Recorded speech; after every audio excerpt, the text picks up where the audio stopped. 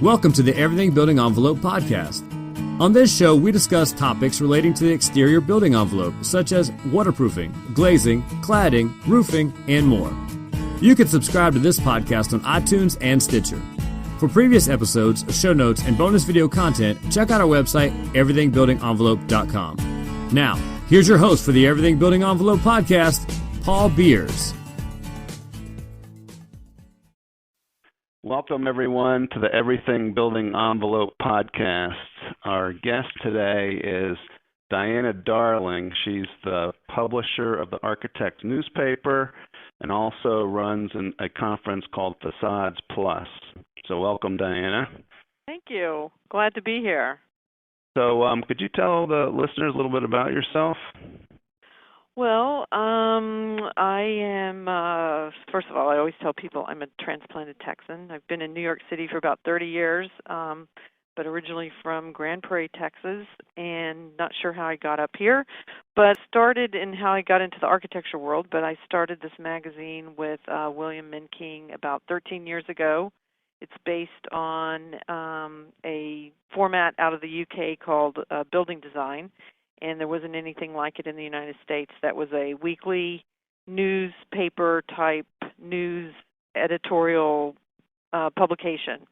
So we started this regionally in the East first, then went to the West Coast, then the Midwest, and then the Southwest. So that we've been doing that for about 13 years. We have a website, we have 6 different newsletters, and we started this conference series about 5 years ago on facades, and that kind of came out of some newsletters that we had created at that time. And it's been a fun ride. We have really good numbers. Web traffic numbers are about 225,000 uniques a month. We have newsletters that go out to 30,000 people. We have our print is about 50,000. And people really respect our editorial, and we're known all across the globe. So that's been very exciting to create something that is very well respected in the architecture and AEC community. So That's my story. So what kind of topics does the newspaper get into? I mean, is it more design, artistic related, or is it technical or combo, or what? It's kind of a combo. I think we come from a design standpoint on everything that we cover because we do support the design architect. And since we're published mainly, our large portion of our circulation is the top 35 urban areas of the United States, whether it's Chicago, LA, Dallas, Miami, New York City, Boston, DC. So we talk a lot about projects. We profile projects. We don't necessarily profile individuals, but more projects. We talk about codes. We do obituaries. We do beautiful obituaries, which I think we're fairly well known for. We will get someone that knew that person personally throughout their working life to tell their story about why that person was important. We announce a lot of projects, so we're not talking about projects that are complete. Typically in a publication, because of the 3-month time frame it takes to do a larger publication, your projects you're looking at might be, completed a year ago. And we're talking about things that are completed very recently or about to break ground. So the tricky part when we started, the web wasn't such a big play in having a media company. That's a big factor. What you put in print, what you put online, how is it going to be relevant? How are you with the rest of your competitors? And then we have a huge social media component to this business as well. We have about almost 700,000 Facebook followers and about almost 200,000 Twitter followers. So we also put a lot of information out on those channels. So we're constantly figuring out what is the best channel to put a particular story in. And we do have journalists on staff, so we write and produce all of our editorial. So you have, silly question maybe, but do you have different editions in different areas? Yeah, so say for instance in the East, we will cover news that's in the East. The feature story might be something that goes between all different regions, but as it spins through each region, because we have 4 separate printings for each month, so maybe the stories will change in the feature for a project that's particular to that area. But the news is relevant to each area, and we do reviews on art shows and books, and that review section will be different in each edition as well. And the advertising is pretty much different in each edition. Sounds like a lot of work. It's a little exhausting to explain because people do say, "Well, that's a lot it's a lot of work. You're putting out a lot of editorial." Really interesting. So, so you say, I think you said this is like the 12th or 13th year. Right. So what's different now than when you began? It's different. I mean, in terms of just media in general. I mean, right now I think everybody always says print is dead. I think we go to a lot of different readers. We go to young readers. We go to students. We get told or asked by people that we might be covering, can you make sure that this is in print? Because my mom wants to see it. My mom's not going to see it on the web, and things that are on the web are fleeting. They're up there for a day, and then they're gone, and you can't really find them so easily on a website. So people do want to still have their projects in print, and architecture is a visual profession, so people want to see images and pictures of things. We do special sections. We do one special section called Facades Plus every year, and it's about 28 pages of projects or profiles of projects, and we try to incorporate drawings and more technical components of those kinds of projects. And we do another feature called In Detail, where we will go into in detail about one particular aspect of a building and why that was hard to accomplish, or what was overcome in making something happen that was unique or different. So, you asked the question, is it just how we cover editorial? So we do try to cover more technical aspects, but I wouldn't say that we are heavy in that regard. What's the web address for the newspaper? The web address is archpaper.com. And we just redesigned that after probably 10 years. So we have a new website launch that happened in April of this year. So that's been very exciting for us. We had a very cumbersome system that was run on 2 different platforms that took a long time to get stuff updated on, even though we put up 8 to 10 new stories a day on our website. So we're very excited by this new website. Feels a little bit more future, looking to the future. Yeah, no, it looks great. I mean, I love. Obviously, I'm looking at it right now, in fact. But I love the news feed kind of format where you can just sort of keep going down and finding different stories and whatnot. Yeah, good. Well, we just implemented that last week because the first iteration was kind of like it was a kind of a stagnant page, and then we're like, wait, you got to keep scrolling down. That's the problem with web pages. They don't last forever. They're a perishable commodity. Yes. So you started this Facades Plus conference, and I know that's coming up soon. We'll talk about that a little bit more. But so what drove that decision to get into why facades as opposed to some other topic, I guess? I don't know. I always think the universe delivers things when you need them. You can't run a media company and be successful just doing print. You have to have, there was somebody I read, I don't know if it was Politico or somebody that was talking about running a media company. You have to stack a lot of dimes in order to make something a success. So we always wanted to have a conference series. That's a very good thing to have business-wise, and we just never knew what it would be. And I came up with a newsletter, 7 years ago, and I really loved this newsletter, but we never could find enough funding for it, and it was called Fabricator. So we would write a fabrication story every Friday. From that, we met these guys in Texas who run a conference that was called TexFab. They run a fabrication conference. It's run out of University of Texas at Arlington, University of Texas at Houston, and San Antonio.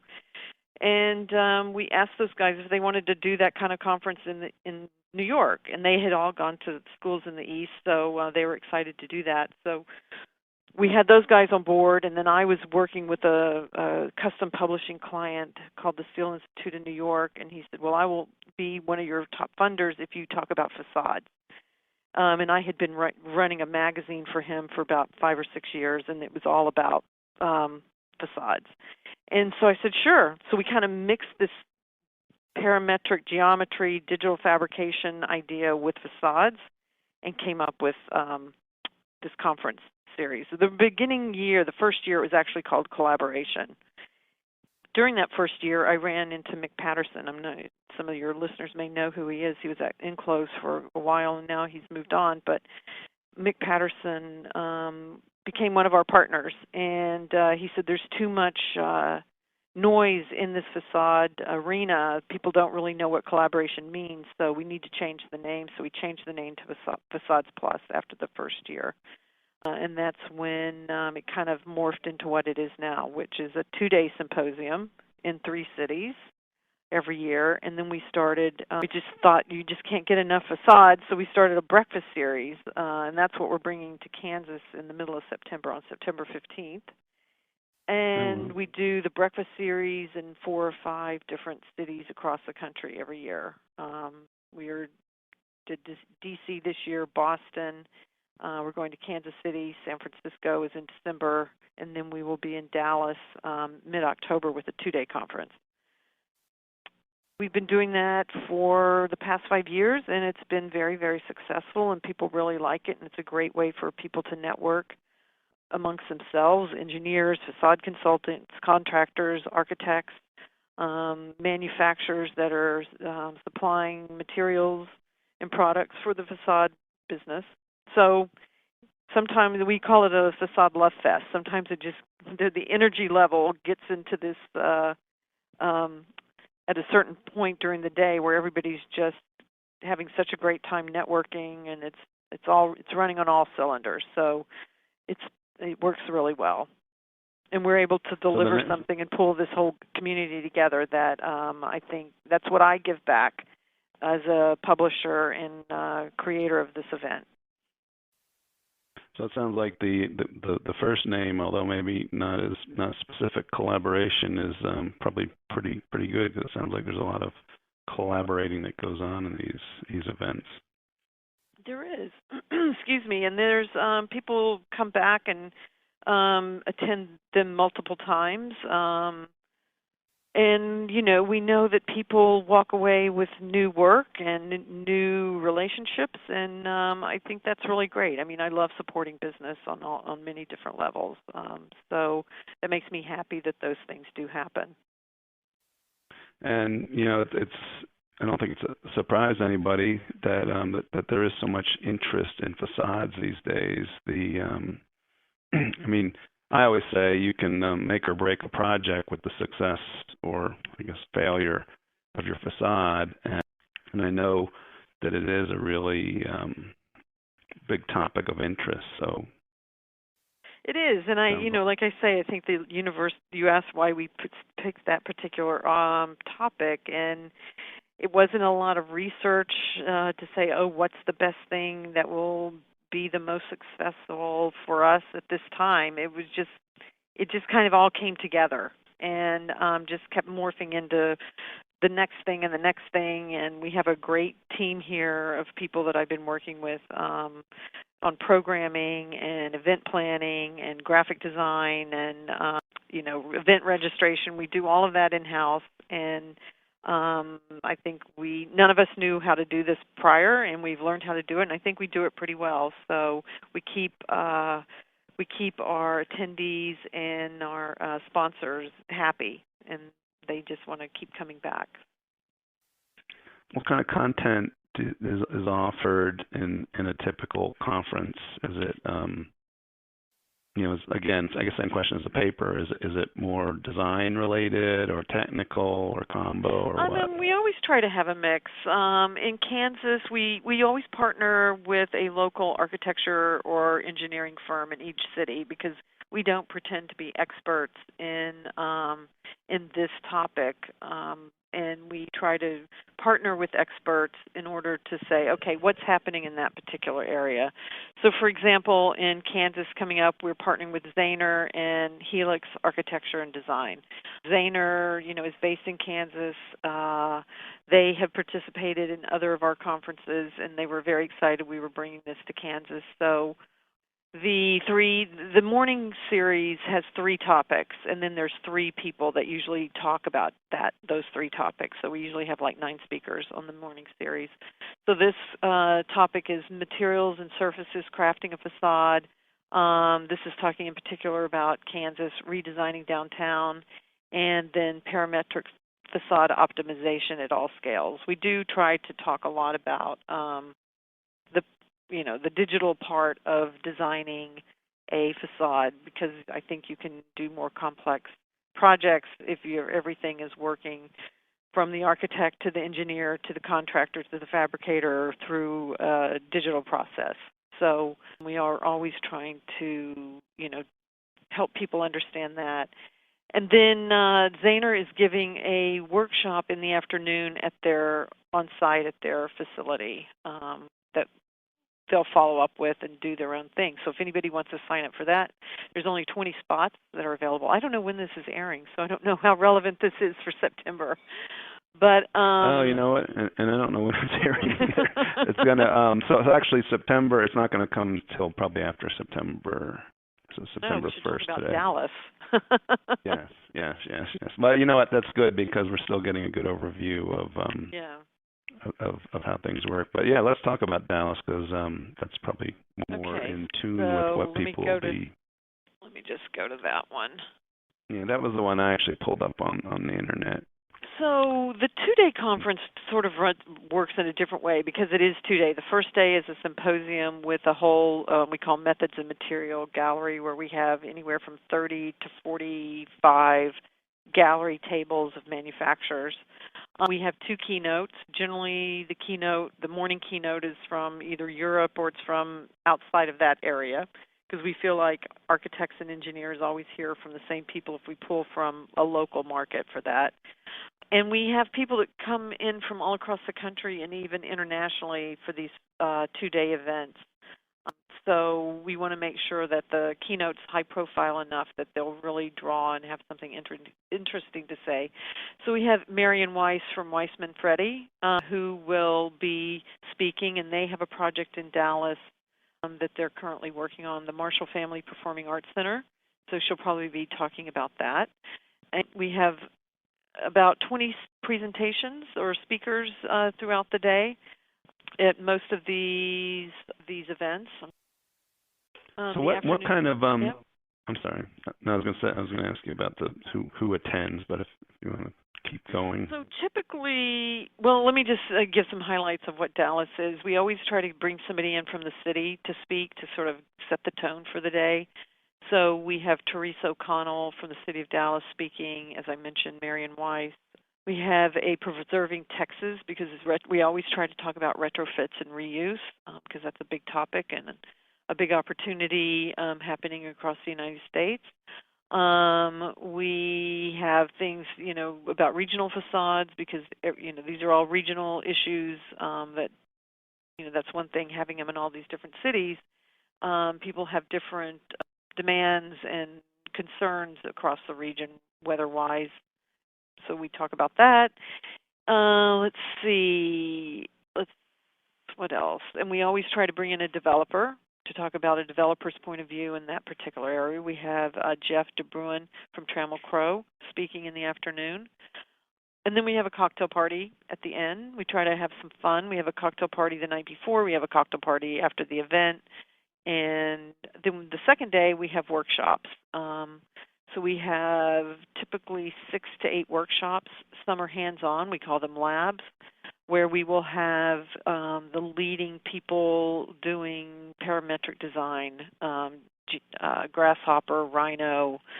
We don't typically do BIM or Revit workshops, but things that are a little bit more out there and that people can't normally get on a day in, day out basis in these areas.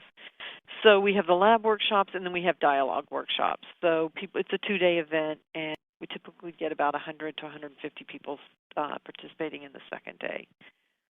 And you have obviously architects come, and you mentioned you had other professionals and industry participants. So we have typically about 40 to 50% architects attend because we do provide AIA CEU credits. If you come to both days on a 2-day, you get 16 credits. And we have facade consultants, engineers, contractors, students, academics,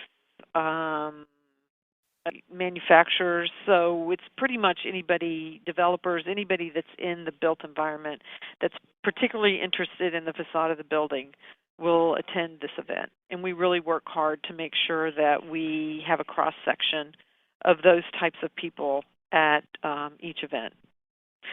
That's what I was kind of tied up doing before I was late on this phone call, was reaching out to people in Kansas City. That's the audience for a morning event. We usually have about 150 people attend, and for the 2-day event, anywhere from 350 to 500. New York City is our biggest conference. Usually we get about 500 plus at that event. Wow. So what's on the agenda going forward after you get through with these upcoming events? Do you have any other conferences or initiatives that you're working on? Well, great. You should ask. We do have another conference that we're launching as we speak. It's called Tech Plus. And it goes back to my love of fabrication and digital. And, I think I was maybe 10 or 15 years too late going to college because I really would have liked to have been involved in all the more digital aspect of things that go on now. And so we have this conference called Tech Plus. It's going to be in New York City on May 23rd, and it will have virtual reality, drones, let me look at mobile computing. Do I have my thing in front of me? We just put this all together over the past 2 weeks. We've been thinking about this one for a while, but we finally got our all together and started putting the assets together, and we're really excited about that. We had a little preliminary. I'm sorry? I was just going to say, it seems like the architectural trade keeps up with it better, but in the construction side of things, they're not real fast to embrace technology. And I think people fear change, and technology is really such a wonderful thing as far as improvements and efficiency gains and things like that. I saw it in the Wall Street Journal this week that the FAA has finally come out with some more reasonable rules for drones, and I think they were saying they have like 5,000 applications they're reviewing right now for people who want to use drones for commercial uses. Obviously not all construction, but maybe some of them. And they said now they think it's going to be like 600,000. So just things like that. And I think about facades. You want to inspect a roof, you want to inspect a 20-story building, below-grade waterproofing, all that kind of stuff. It would just make it. If the technology is good, which I know it is, it's going to make things a lot easier and a lot better. Yeah, somebody mentioned there's that. There's nothing to be afraid of. Yeah. They said, imagine that you got to get a boost or and go up and check a facade panel that might be, have some problems, and that costs a lot of money. But if you just send a drone up just to like spin around and take some pictures and see what was going on, then that would cost you hardly anything. So I think there are a lot of applications that are coming on board, and people are curious about them and want to know. And we are very interested in all of this, so it's kind of perfect timing. We did a little preview of Iris, which is a company based here in New York that's involved in some augmented reality things, and HTC, which is a headset company at Dwell on Design about 2 or 3 months ago. So we had a booth we were sharing space with these people, and we think we were the most visited booth at the show. So we know there's interest, and I think doing this in New York City will be a real win for us, and we're doing it during a time where there's a lot of trade shows that are happening about design in New York, which is called New York Design Week, which happens on that week in May. So that's our next venture that we're working on. Sounds great. Sounds really exciting, because the other thing with technology is it's so hard to keep up with it all. I know my company, we try to stay ahead of the curve, and as fast as you put something in place, there's something new or different or better that you really need to be thinking about. So it sounds like the conference like that would really be helpful for people in the industry that really want to know, where are we and where are we headed. I know, artificial intelligence and robotics and all this other, I'm trying to think what I call the printers. I've lost the term. But the printers, that they're using, that they can 3D actually printing. make 3D printing. I'm sorry. Right. That'll be part of this conference. Yeah. I was going to say inkjet. That's like 15. That's so 1999. It was just stuck in my head. But hey, I still use a fax. I like my fax. I still use faxes. Do you really? I do. I saw one in the museum the other day. I was remembering what that was all about. I catch some hell for that, but I don't care. Does it have the curly paper in it?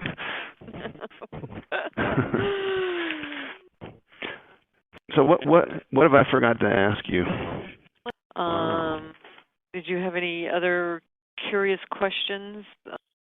No, I think we're good. So thank you very much for being the guest today, Diana. It was really interesting, and I know that the listeners of our podcast, Everything Building Envelope podcast, are certainly interested in continuing education, industry trends, things like that. And we've given them a way to contact you already and look. Does Facades Plus have a website also? It does. It's facadesplus.com, spelled out. So there's Facades, a website for that. PLUS.com, so they can find. Yes, and I'm sorry, they can find us there. Yep. And what about the conference you have coming up next year for technology? That is called techplusexpo.com. Okay.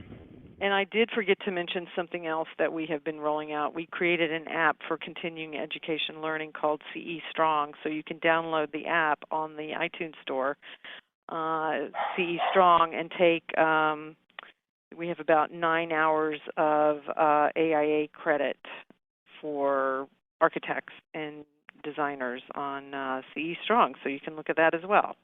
Great. I know that's a big issue with professionals, is getting all their educational credits on time. So it sounds like an easy way to do it. Exactly. So again, thank you very much. It's really interesting, and I know hopefully that our listeners will be able to link up. And sounds like the conferences are really great, and be able to check them out. Well, my pleasure, Paul. Thank you for having me on your show. And you send me the link. I'll put it on my social media. Spread the word. Super.